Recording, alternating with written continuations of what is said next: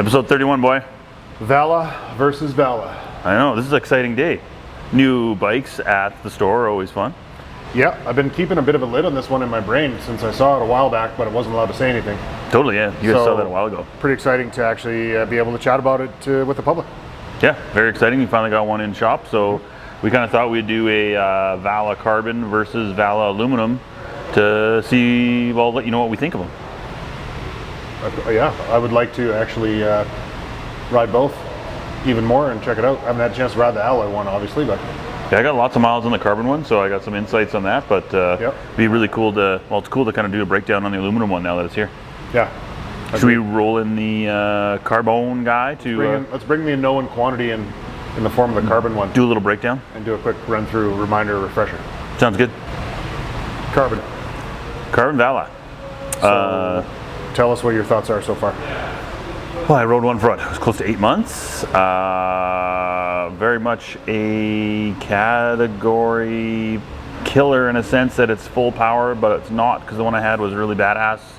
It was very light, and so it kind of snuck close to the kind of Heckler SL territory, or Norco Fluid VLT, or a Dune. Like, pick your lighter weight bike. Mid-weight bike, yep. It kind of turned into a bit of a mid-weight bike with full power, which was really cool.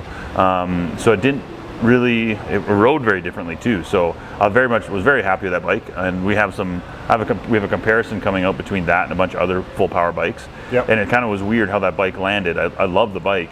It just actually, it is quite different than a full power, almost full weight bike. Full beef bike, yeah. Yeah.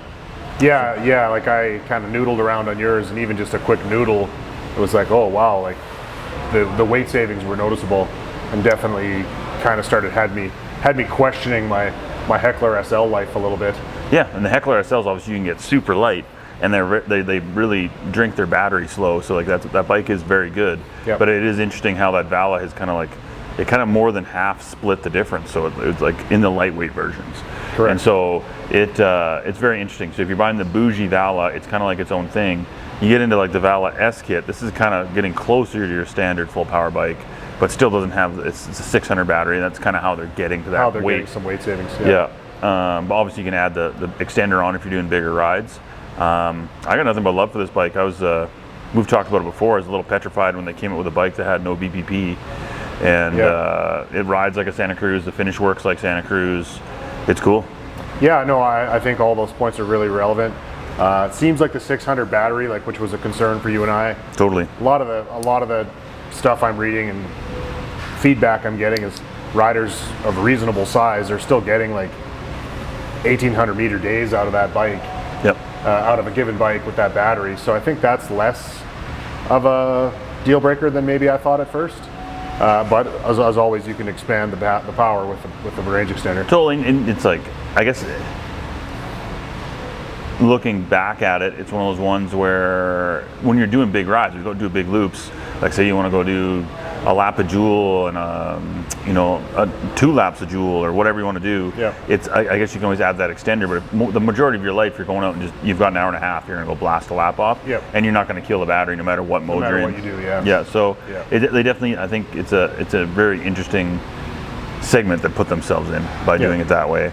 The bike obviously is like kind of tried and true geometry. We're kind of doing a quick back and forth because we're going to talk about the aluminum next. Yep. This bike is anywhere from 64.2 to 63.9 for the head tube, and 77.5 to 77.2 in the seat tube. Yep. So kind of pretty, standard numbers, I'd say. I'd say pretty contemporary, yeah, without going too far out. Yeah, they're kind of like, I like Santa Cruz is always like progressive, but not to the point that it's like the grim donut off pink bike where you can't ride the thing. You don't have to relearn how to ride these bikes. Like, they're pretty natural. Totally.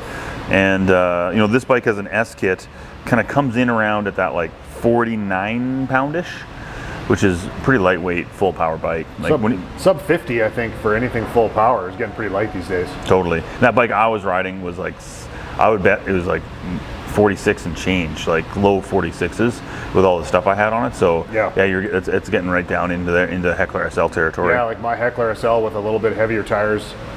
Mine wasn't built up crazy, but it's been a while since I weighed it, but it was within a pound of that. Yeah, for sure. Really close. Yep. Yep, no, for sure. The obviously this bike right now, the Vala is coming in kind of a few different specs because of turnover and stuff. So this S-Kit bike kind of comes in at around 11.1, and then for 11.2 you can get the new 70 bike, which has got the different drivetrain, a little different suspension and stuff on it. Yep. And that's kind of more what we're going to be comparing the aluminum one to, because we have a 70 aluminum here. So definitely cool stuff. Very much so. Anything to add to this guy? No, I think you've nailed it. Like, you've covered it all, and we'll talk about the changes to the aluminum bike with flip chips and that kind of stuff here in a second. Sounds good. Here we go. Okay. Alloy Vala. Vala AL. Vala AL, first Santa Cruz alloy e-bike. Yeah, super cool, right? So cool that this is happening, because I think we get to pitch some people on this bike that maybe it wouldn't have been an option for in the carbon configuration. Totally. Well, and they've always built nice aluminum bikes. It's kind of cool for them to jump into this segment. Yeah. As we were noting earlier, the finish work is awesome, as always. Finish work is great.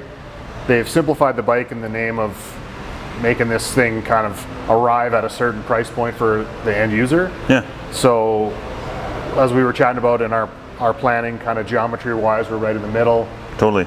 You got some notes to that effect. 64 head tube, 77 seat tube, which is like, pretty. It's actually got a little slacker seat tube than the high and low and the upper carbon, but it's all close. Yeah, important to know there's no flip chips, no adjustability. Yep. So they've kind of landed in the middle with their shock tune and their geometry, and made it so that things are just a little simpler and a little bit more service friendly with this bike.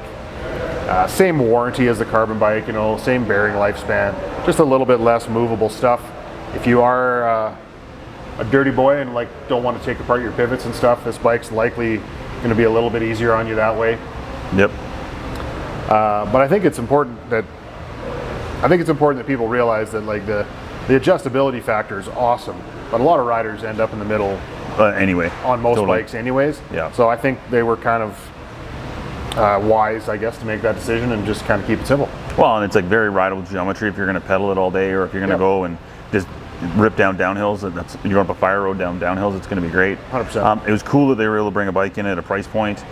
This is the 70 model. It comes in at $85.99, and there's a model below this. I believe we have one here. It's not built yet. We just got it. $75.50. $75.49. Yep. For the Dior. For the Dior bike. I believe we were a little high, were we not, on our? Yeah, I blew the pricing in the last segment there, where the 90 kit is a little over 11 grand. Yeah. The 70 kit comes in more like 96.49 for the carbon. Okay, that makes sense. Yeah, so you're basically a little, you're saving about $1,000. Yeah.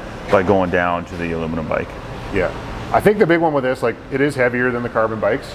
Yep. So as we've discussed, the carbon bikes can sort of sneak in as a bridge between full power and mid power. Yep. Maybe this aluminum version puts it back in the mix against other full power bikes a little more. We didn't actually weigh this one, but the Santa Cruz site brings this one up at 53.7. Yeah. So it's solidly into a full power bike weight. Pretty standard bike weight for a full power bike in this category. You'll see some variance because of whether bikes have a 600 or the 800 Bosch battery.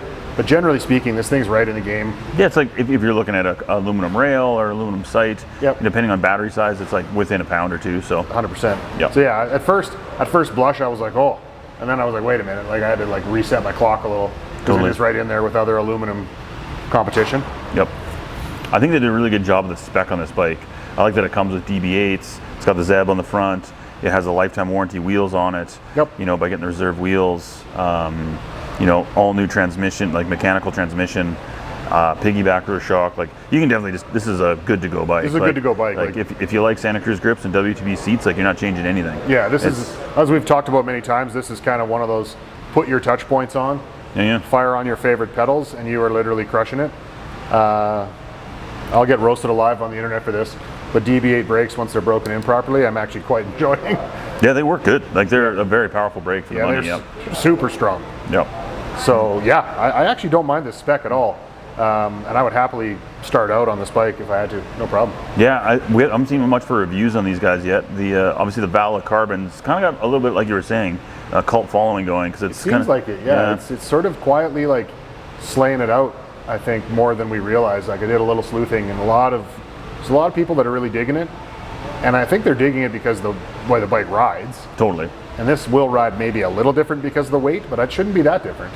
Yeah, it's still a super playful bike. So Yeah. they put it into a nice sweet spot, like the Vala, the Bronson, 160, 150 bikes are just fun. Generally, it's a party mobile. Totally. Expandable power, as we should always not forget that. Like you can get the Power More range extender from Bosch. Yeah, I think we have some of those kicking around too. I Right believe now. they're in stock. Yep. So if you want to make this into an all-day death march bike, you're Totally do it. doable. Yeah, and obviously this bike can get Bosch update. I don't know if we've talked about that much. That's true. Yeah, Bosch update is available for this bike now. So 100 Newton meter power, and there's quite a bit of configuration in that new update that didn't exist in the previous settings. So you can individually alter some of the modes a bit more. I've ridden it only once so far after update, or ridden a bike with Bosch once after the update. It's very noticeable. Yep. And if you use the modes right, battery life is still exceptional. I did mine a couple weeks ago, and I've ridden it a couple times.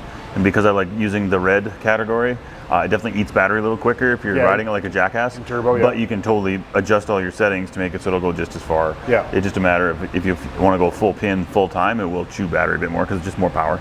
100%. Yep. So Nice to have the we're anxiously awaiting some feedback on these guys once they get out the door, because I think it's going to be a really popular bike. Kind of fits a good price point for Canada. I think the Dior bike's great for like being well under $8,000. Like, well, and that Dior stuff is actually like just solid. Yep. Not a lot of glamour, but it's solid. And that bike, you're right, that bike comes in at a great price point. So totally excited for that one. I believe we have a couple in boxes. They're not on the floor yet, but they should be on the floors very shortly. Yeah, as for this weekend, I'm going to guess that this one will be on display here at Bow Trail. Yep. And by probably this time next week, we'll have bikes kind of at both locations. Both locations. Yep. So yeah, if you're interested in checking one out, come see us. Yeah, throw some pedals on it. You can rip around the parking lot. For sure. Awesome. Solid. Anything to add? Have a good weekend. Yeah, long weekend. Have fun. Ride your bikes.